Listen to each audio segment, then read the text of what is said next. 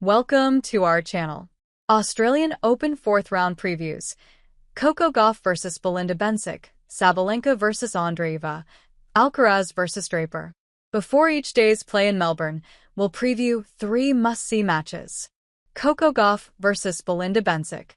Bencic has only played Gauff twice, but she saw a fair amount of her over the past year, while she was away having a baby.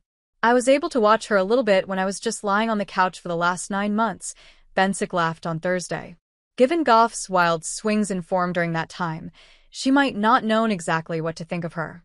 But the American's level is high right now, which will obviously be a challenge for someone who is just returning to the tour. Bencic may feel lucky to be here at all. She was down 5-3 to Naomi Osaka in her last match, when the 2-time champion re-injured an abdominal muscle and had to retire. Gauff and Bencic have split their 2 previous matches. Bencic won in 3 sets on hard courts in Adelaide in 2021. Gauff returned the favor in 2 sets, again on hard courts, in DC in 2023. Style-wise, this is an intriguing matchup.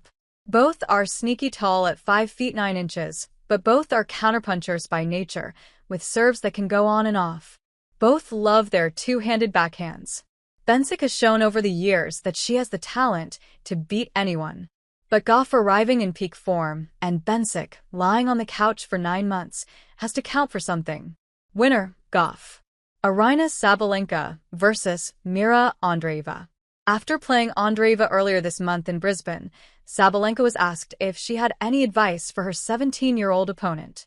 She joked that she would wait until after I retire to give her any tips. The Russian teen is doing just fine on her own. Maybe a little too good. The top seed is probably happy with her decision because now she has to go up against Andreeva again in a much bigger event. The last time these two played at a slam, at Roland Garros in 2024, Andreeva pulled off an upset in 3 close sets. Sabalenka may be happy to know that Andreeva isn't looking forward to another meeting between the two. She sounds kinda over it.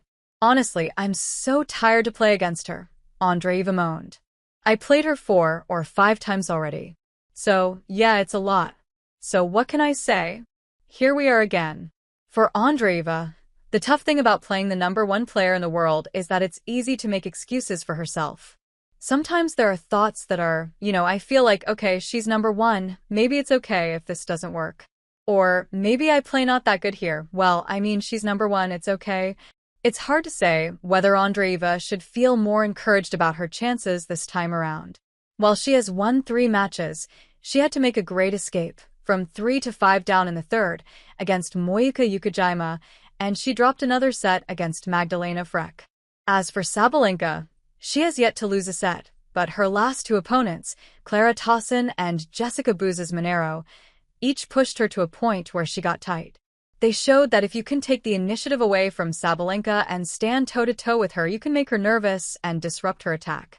Andreeva has the groundstroke power to do that, but she'll want to be sharper earlier than she has been so far this week, especially on these fairly fast hard courts. If she can land some punches early, the Sabalenka onslaught could be neutralized. Winner, Sabalenka. Carlos Alcaraz vs Jack Draper. I'm expecting to be really sore, Draper said when he was asked for his thoughts on this match. That seems like a fair bet. All 3 of the Brits' previous contests this week have gone 5 sets. The last one, against Alexander Vukic, went the absolute distance, 10-8 in the 5th, and finished after midnight. Can Draper possibly be ready to face the barrage of Alcaraz, who has played 5 fewer sets than he has? Draper seems to know what he has to do to make it competitive. First, he says he hopes the match is scheduled for late in the day. Then he says he needs to eat a lot on his day off and not think about the tennis at all.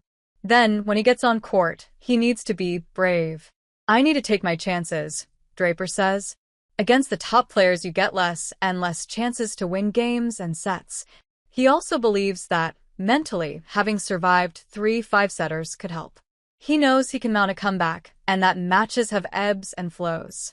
Draper has a game that's a little different from most, and that could trouble Alcaraz on a fast court. He beat him last summer on grass at Queen's, and the combination of his lefty serve and ability to move up in the court could rob Alcaraz of some of the time he needs to set up for his Bioa low punch ground strokes. Still, Ranking-wise, talent-wise, and fitness-wise, the advantage lies with Alcaraz. Winner, Alcaraz.